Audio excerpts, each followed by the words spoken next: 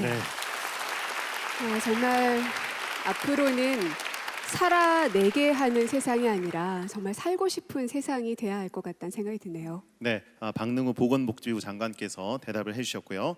다음은 국민인수위원 박솔지님이 질문을 해주시겠습니다. 어디 계신지요? 네. 네, 안녕하세요. 저는 박솔지라고 합니다. 저는 강경화 장관님께 질문 드리겠습니다. 지난 5월 22일 라오스의 유명 관광지에서 제 친구가 실종되었습니다. 90여일이 지난 지금도 현지 경찰의 수사는 소극적이고 영사관에서는 우리나라 경찰의 파견을 논의만 하고 있는 것으로 알고 있습니다. 현재 해외 영사 콜센터가 있지만 위급사항 시 연락할 경우 당사자가 경찰에 연락하여 해결하라는 답변이 돌아오거나 야간에는 그마저도 이용할 수 없는 경우가 많습니다. 우리나라 국민이 어디에서든 국가의 도움과 보호를 받을 수 있도록 그 기능을 강화하여 주시고 해외 실종이나 범죄가 일어났을 때 그 처리를 위한 원스톱 프로세스의 구축을 제안합니다.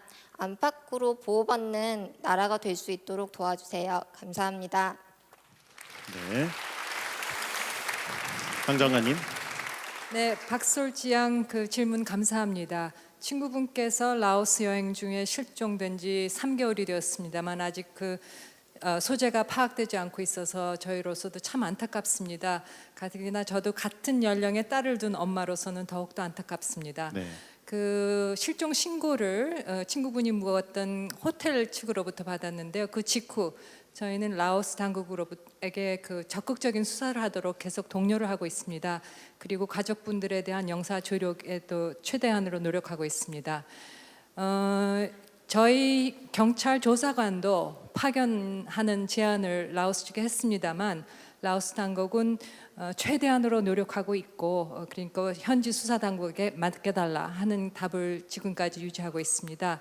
참고로 우리나라에서 일어나는 사건 사고에 대해서는 우리 경찰이 조사한다 하는 이런 주권적 입장을 견지하고 있습니다. 아마 그쪽도 비슷한 것 같습니다. 지금 2,200만 우리 국민이 매년 해외 여행을 하는 시대입니다. 그래서 매년 이런 실종 사건이 한 50건, 그리고 이를 포함해서 매일 그 다양한 사건 사고가 한 40건 매일 접수되고 있습니다. 말씀하셨듯이 저희가 365일 24시간 영사 콜센터를 통해서 이런 사건 사고를 접수하고 있고 신고를 받고 있는데 이런 신고를 접수한 것을 넘어서 여기에 대한 그 신속하고 효과적인 초기 대응이 이루어질 수 있도록 해외 안전 지킴이 센터 설치를 준비하고 있습니다. 아마 박솔지 양께서 제안하신 원스톱 프로세스와 같은 구상이 아닐까 생각합니다. 감사합니다. 네. 네. 이렇게 사실 해외 여행을 하거나 해외 나가 보신 분들은 무슨 일이 발생했을 때 상당히 막막하고 허탈함을 그렇죠. 느꼈던 분들이 굉장히 많거든요. 이런 일을 계기로 해서 여러 가지 발전들이 꼭 이루어지길 기대합니다. 맞습니다. 네. 대한민국 국민이 있는 곳 어디서든 언제 어디라도 늘 달려가는 그런 대한민국 정부가 될 것입니다. 네. 지금 현재 이렇게 국민들의 목소리를 직접 듣고 또 거기에 대한 답변을 해당 부처 장관들께서 직접 대답을 해주고 계시는데 배성재 씨가 이렇게 보시니까 어떠세요? 좀 답답함이 풀릴 것 같은가요? 답답함이 풀리는 걸 넘어서 너무 좀 생소한 장면이라 저는 그래요? 좀 당황스럽네요. 아. 지금 시선을 어디로 가야 될지도 모르겠고 어디서 질문이 나오고 어디서 답변이 나올지 상당히 좀 애매합니다. 네. 어쨌든 이런 국민과의 소통 자리가 오늘 처음 있는 것인데 앞으로 좀 자주 벌어지면 많은 국민 여러분께서 익숙해지시고 좀 더 나라가 발전할 수 있지 않을까 하는 생각이 드네요. 그렇습니다. 그래서 앞으로도 이런 자리가 많이 마련돼야 할 텐데 일단은 오늘 오신 분들 남녀노소 그리고 연령층 가리지 않고 참 다양하게 모이셨습니다. 근데 이번에는요 어린이 국민인수위원을 모셨거든요. 네. 네, 어떤 정책 제안을 해주실지 궁금한데요. 어디 계시죠? 네. 네. 안녕하세요. 자기소개 부탁드릴게요. 네, 저는 온스초등학교 3학년 황찬우입니다. 네, 네. 찬우 군. 어떤 분에게 질문하고 싶으세요? 네, 저는 도종환 장관님이요. 문화체육관광부 장관. 예. 그래요. 어떤 제안인가요? 콕 찍어서. 저는 역사 공부를 좋아하는 초등학교 3학년 황찬우입니다. 가끔 뉴스를 보면 건물을 지을 때 역사 유물이 발견된다는 소식을 듣습니다. 역사 유물은 역사를 공부하는데 정말 중요합니다. 한마디로 유물이냐 건물이냐. 전 유물이 중요하다고 생각합니다. 네.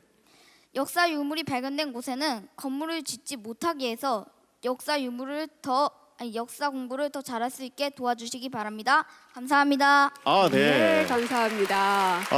지금 황찬호 군이 네. 업무 지시를 내렸어요. 그러네요. 문화체육관광부에서 그냥 시행하면 되겠습니다. 그 지시사항을 어떻게 받아들일지 조금만 기다리고요. 왜냐하면 이 문화예술과 관련된 것들은 제안하고 싶어하는 분들도 많고 또 분야도 그렇죠. 상당히 많습니다. 네. 그래서 오늘 이 자리에는 또 MC 메타께서 직접 자리해 주셨거든요. 네. 예. 네, 안녕하십니까, MC 메타입니다. 저도 콕 집어서 도종환 장관님께 여쭙겠습니다. 네. 저는 한국에서 힙합 음악을 하고 있는 음악인인데 이 음악으로 참 먹고 살기가 너무 힘이 듭니다. 이 사실 뭐 이제 음악 창작 환경이라는 측면에서 볼 때 많은 정부에서 노력을 그간 해왔었습니다. 하지만 여러 문제점들 중에서도 저희가 가장 고민하는 부분이 음원 수익에 관련된 이 구조와 관련된 문제점입니다. 음원 수익 구조가 대한민국에서 너무 좀 불공정한 형태로 되어 있어서 여러 부분에서 음악인들이 거기에 대한 많은 어떤 제기를 했었지만 문제점에 대한 생각들을 여전히 음악을 하는 입장에서 갈 길이 먼 것 같습니다. 그래서 제가 장관님께 여쭙고 싶은 부분은 여전히 이런 불공정한 이 음악 시장에 대해서 어떠한 생각을 가지고 계시며 또 어떠한 개선안을 갖고 계신지에 대해서 여쭙고 싶습니다. 네. 네. 두 가지 질문이 있었습니다. 네, 문체부 장관 도종환입니다. 먼저 초등학교 3학년인 찬우가 아주 좋은 질문을 해주어서 고맙습니다. 찬우가 얘기한 대로 역사 유물이 발견되면 그 중요도에 따라서 문화재로 지정할 것은 지정하고 그 주변 지역을 보존해야 할 것은 또 보존하고 그래서 세계인들이 찾는 그런 공간이 되게 하겠다는 대답을 먼저 하겠고요. 찬우가 알고 있는 것처럼 세계 유네스코 문화유산에 등재된 고인돌 고분군이랄지 또 공룡 발자국이랄지 이런 게 역사유물 아니겠습니까?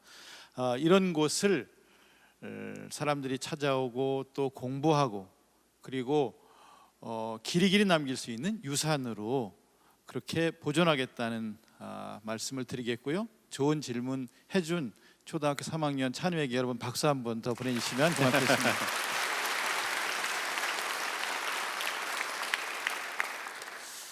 그리고 정말 음악으로 먹고 살기 힘들다 그 말씀에 절절하게 공감합니다. 우리나라 음악이 세계인들이 듣는 음악이 되도록 그렇게 K-팝 또 한류 이런 것들을 만들어 주신 분이 음악인 예술인들이십니다. 그런데 실제로 개인들은 살기 어려운 분들이 더 많지요. 지금 음악 스트리밍 상품의 경우 매출액의 60% 정도가 창작자에게 가는데요. 그 중에 작사, 작곡 한 분에게는 10%, 그 60%에 다 가는 것이 아니고 그 중에 10% 그리고 또 노래한 분들에게는 6% 정도밖에 안 갑니다. 회당 4.2원입니다. 그 4.2원에 10%나 6%가 가는 겁니다. 배분율 높여야겠다고 생각합니다. 그리고 할인율은 낮춰야 된다고 생각을 하고 있고요. 또 음악 저작권의 적용 범위, 공간을 좀 더 넓힐 생각입니다. 그래서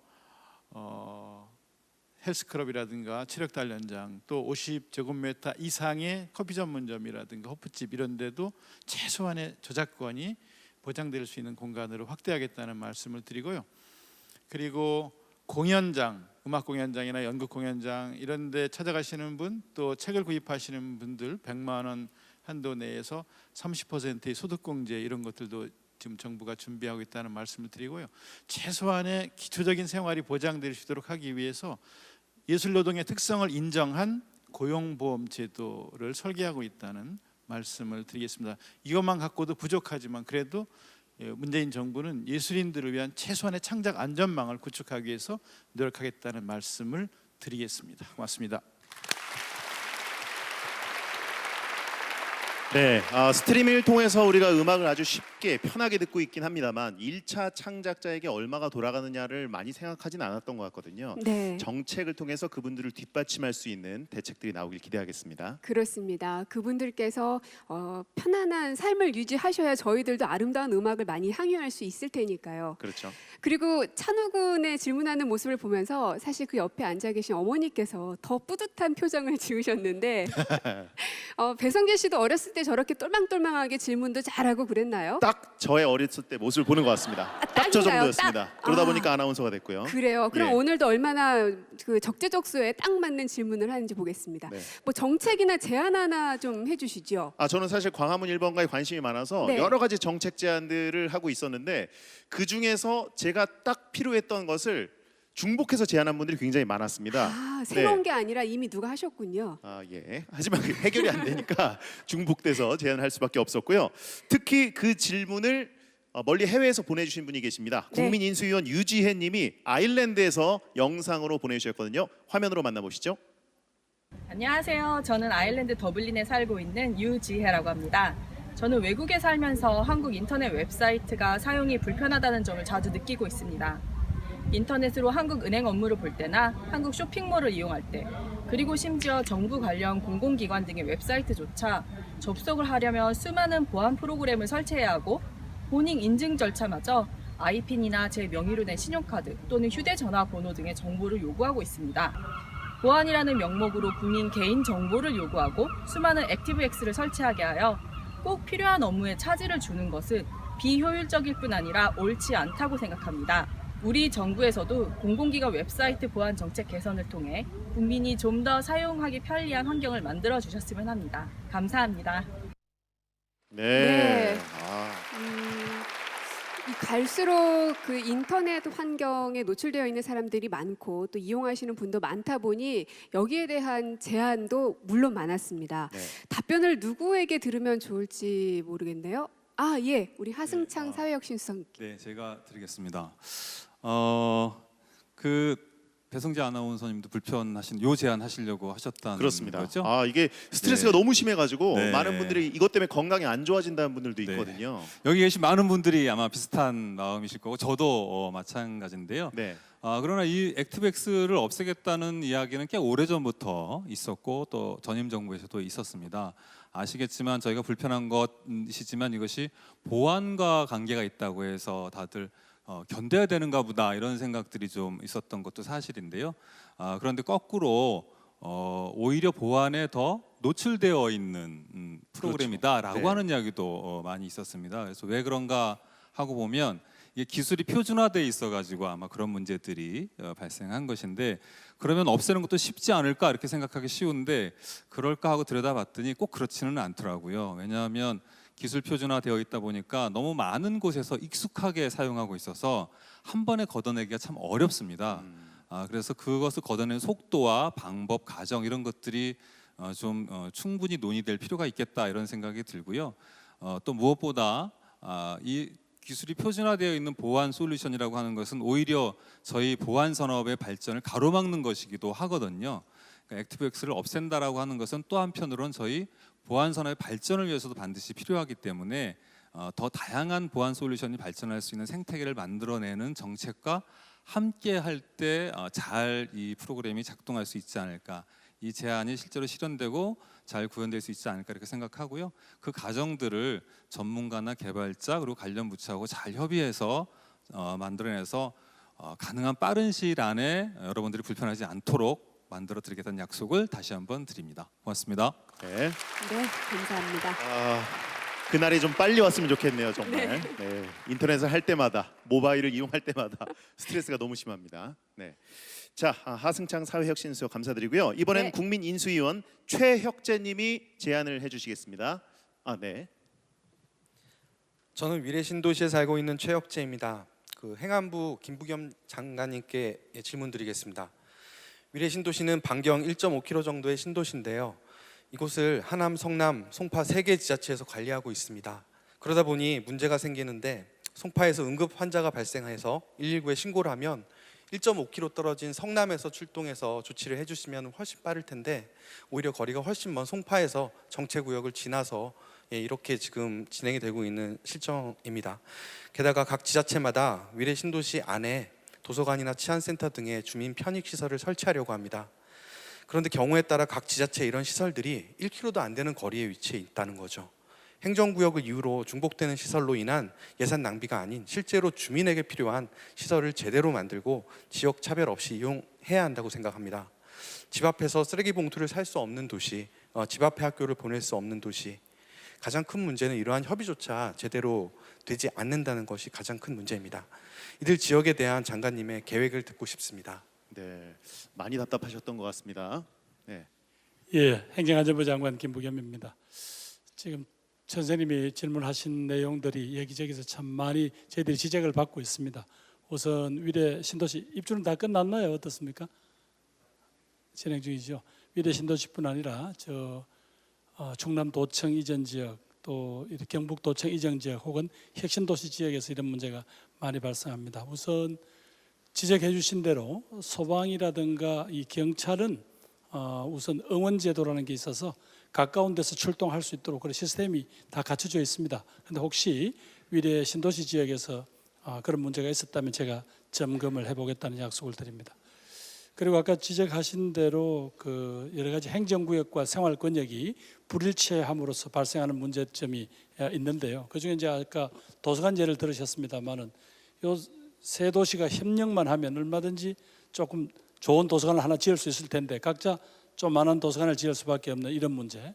그다음에 쓰레기 봉투도 수거를 안 해가더란 말이죠. 이런 문제들은 지금은 지자체 간에 협력을 할 수 있게 돼 있는데 이걸 좀 더 저희들이 좀 해달라고 좀 요구를 하겠습니다. 그러나 앞으로는 협력이 아니라 지자체 간에 구체적으로 이거보다 더 훨씬 더 의무감을 크게 하는 서로 협상이라고 하긴 못합니다만 그런 제도가 도입될 수 있도록 그래서 서로 간에 의무를 나누어지는 그런 어떤 제도가 도입될 수 있도록 하겠습니다. 마지막 학교 문제는요. 지금은 이제 그 행정 단위하고 그 교육구청 단위 때문에 그런데 앞으로 교육 지원 지금도 실시하고 있습니다. 교육지원청에 각 교육장님들이 합의를 하셔서 거기를 공동학군으로 선언하시면 우리 아이들 초중등 교육법에 의해서 학교를 보낼 수 있습니다. 지금 방금 지적하신 대로 곳곳에서는 아직까지 뭐 정말 정부로 노력한다고 해도 국민들의 삶에 있어서는 실질적인 도움이 안 되더라라는 그런 지적을 많이 받습니다. 하여튼 계속해서 긴장하고 노력해서 국민들 마음에 다가가도록 하겠습니다. 잘 부탁드립니다.